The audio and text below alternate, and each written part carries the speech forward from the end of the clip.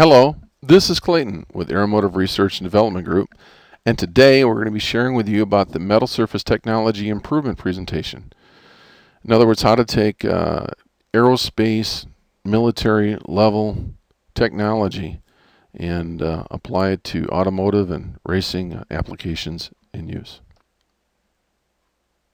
What is metal surface technology? Well, the answer to that is that it's the ability for lubricants and components to work better to increase the metal surface.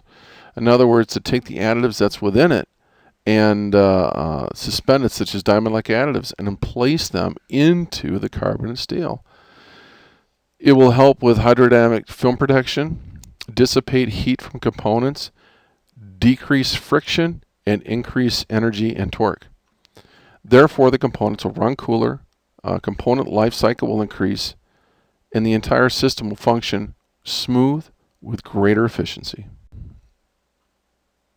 How do we improve metal surface technology? Well, like a physical body, which has skin with pores that open and close when they're hot and cold, so does the metal surface. You see, these are micron-sized metal pores, just like your skin, that act like metal sponges. We call them micron metal sponges, which have two basic functions, all right? During heat and cold operation cycles, contaminants and micron particles and heat will be released from the metal surfaces, which should normally is performed during the break-in process, but while the metal is being used, heat is dissipated through these pores. Now on the reverse, it also can absorb what's ever in the oil to be absorbed into the metal. When it closes down, it gets cold. So when it opens, it's available for what's ever in the oil and lubricant to suck and pull in when it gets cold, okay? Just like a regular pore.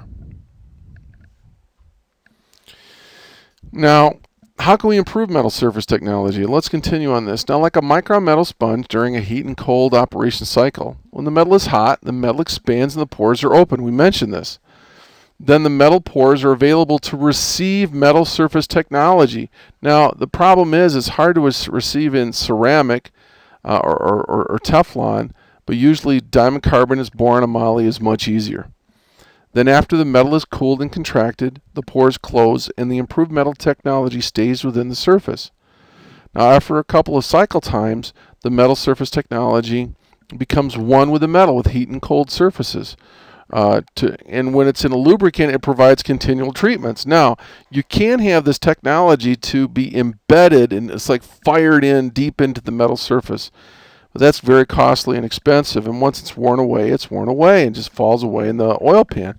But when it's suspended in the oil and it's designed for carbonate steel, it's a beautiful thing. Well, how can we improve metal surface technology? Well, there's two ways to improve technology. Number one is engineering, as I mentioned. You can, from the start, have the surfaces treated with an aerospace level coating, all right? And they are solid film lubricants that are embedded and impinged into the metal surfaces, all right? But you have to understand, one engineering process does not cover all. All right, you need to have the correct process for the exact application, because there's the difference between a rolling surface and a sliding surface. So there's not one universal. In general, if you can be able to have an additive suspended within the oil, then it will have the ability to work with all the components, whether they're sliding or rolling or moving. What are the ways to improve this technology? Continued. Process applications must be prepared and applied at the highest form of engineering. We call it cleanliness and aerospace level of perfection. If you don't have that type of preparation, it's going to fail. Just dumping a bottle of additive, it isn't going to do it. You have to have the right product, okay? And sometimes a harder surface is not always the answer, as when the surface, if you have a really, really hard additive and it's impinged into the surface, as the metal expands and contracts, the additive will actually break off and then go into the oil. You have to have what's called plasticity. It has to have the ability to expand and contract, all right? You see, if the harder surface technology does not expand and contract the metal surface, it will literally break off, float within the oil, become abrasive, and cause additional problems of wear. Plus, you lost a whole lot of money. The key is to provide an improved surface situation that will flow and change with the expansion and contraction of the components from heat and friction and cooling cycles, and this is basically through the ability for it to have plasticity, to expand and contract, or stretch, or elasticity. Now, what's an affordable way to do it? All right. Well, you can have 21st century advancements of nanodimensional technology, as we mentioned before, diamond-like additives with PAO, aerospace-type synthetics, and by using variable compounds of moly-boron or diamond-like additives, they can attach continually and repeat itself upon the metal surfaces through friction and heat and operational use, providing the very close to the same results of expensive aerospace coatings. Now here's a situation for you. We had a NASCAR type engine. In other words, it was 355 cubic inches or 58, whatever, running at 9,000 RPMs. And on the left, we had a 5W30 oil that had like 1,500 points of zinc. On the right, we had 1,500 points of zinc with diamond-like additives. Excuse me, the one on the left had moly. The one on the right had diamond-like additives. Here again, we have the left lifter. This is a 50-time magnification, and you will see that on the left lifter had micro-fretted metal surface wear. It's called surface embrittlement. In other words, the surface got hot, it was embrittled, and it broke off from frictional heat. Also, if it was a piston crown, it would be called flash fire degradation. The heat just kind of broke off those sections. The right lifter with the diamond-like additive allowed the metal surface to operate cooler with reduced friction and greater protection. Say, wow, I wish I could see that in a bigger magnified. I'm glad you said that. Well, here's 500 times magnification, okay? Here's the lifter surfaces after 600 miles of durability test. The left lifter is high zinc with moly, which is available from some people, It had micrometal surface embrittlement. The right lifter had the high zinc with diamond-like additives. It had less friction and was beautiful. All right. So the thing is here was an engine, and they rebuilt it both times. They had it broken in properly, and then they saw what was able to do in a dyno race simulation at the high RPMs. It was amazing. Now, what's the data on this? Well, historically, what happens is the friction is lowered about to 0.14 to increase the surface technology. It takes a little bit of time to come in. And then also it has the ability for anti-wear capability with the diamond-like additives. It's able to have about 58% less loss or 58% greater protection than compared to our common mollies that we have out there. All right. And then if you don't have any additives inside of the oil, just zinc or something like that, it's like 100% difference. It's pretty amazing.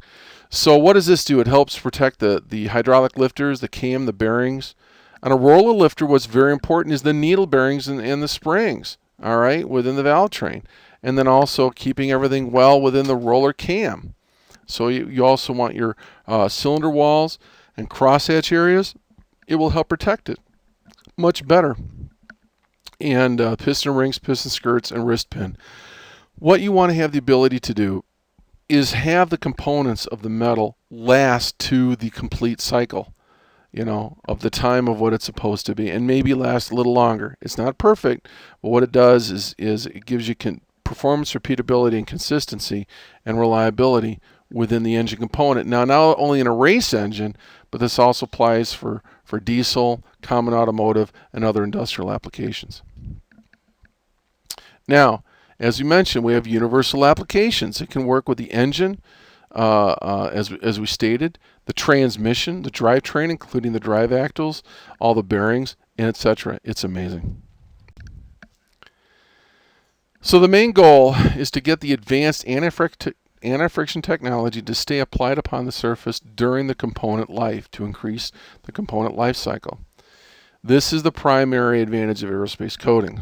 But remember, you still need a premium lubricant. You just don't take a high-end aerospace additive and put it into the cheapest oil you can buy. You got to have that quality oil to go with it, all right? So that the coatings can absorb into the lubricant and stay upon the surface. You see, when you, as mentioned before, if you get a great expense in aerospace coatings, then you choose to use a regular common lubricant, synthetic or non-synthetic, to the application, the lubricant must be of equal performance to the coating technology or the additive that's in it. If not, in time, all of your aerospace advantages that you try to have will be damaged and gone. Don't do that. They have to be balanced. I know that there's many other things that we can cover, which are shared in other presentations, but right now this is the end of our presentation for metal surface technology and improvement. If you have any questions, please contact us here at Aeromotive Research and Development Group at office@aeromotiveresearch.com, and we will help you the best as we're able. Thank you, and we'll see you in our next presentation.